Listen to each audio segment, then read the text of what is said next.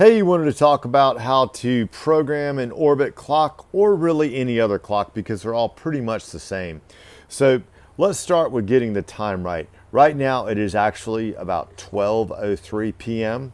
So you can see on here where it says 11:49. What I'm going to do is I'm going to push this until it hits 12:03. Now, if I push this button right here, you see where it says PM? Let's say it's actually AM. I will push that and it goes to AM, but it's really PM. The next thing I'm going to do is my start, or excuse me, to set the date. It's actually 2020. There's that. I got that. The month is October.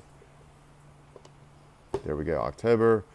And I think it's, I don't know, maybe like the 6th. So now I've got my date set on that.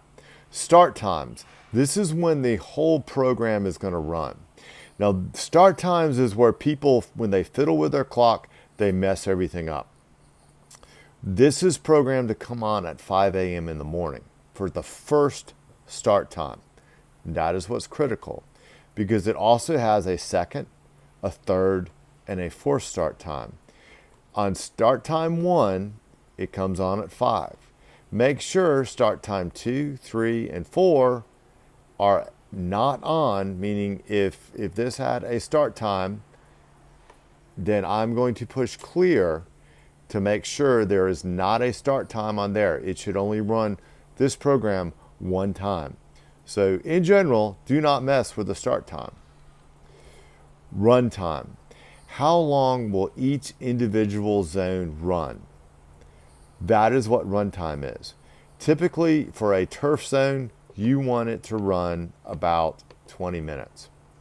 If it's running for too long and it's too wet, then you're going to push minus, and we back it down to 15 minutes or whatever is suitable. That's zone 1. Go to zone 2. Zone 2, well, let's bump that up to 20. There we go. Zone 3. Nothing on zone 3 this time, but let's go ahead and add some time. And you can see how that works for each individual zone. The next is how often.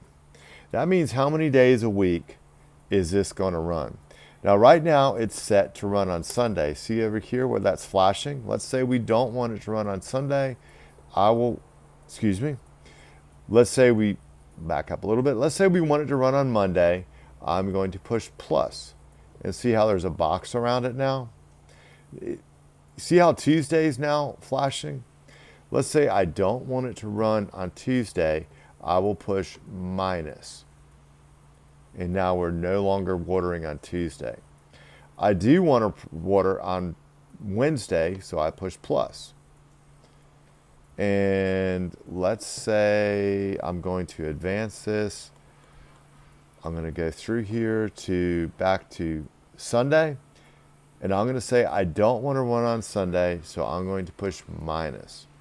So generally you want this to run about 3 days a week for existing turf, about 20 minutes per zone.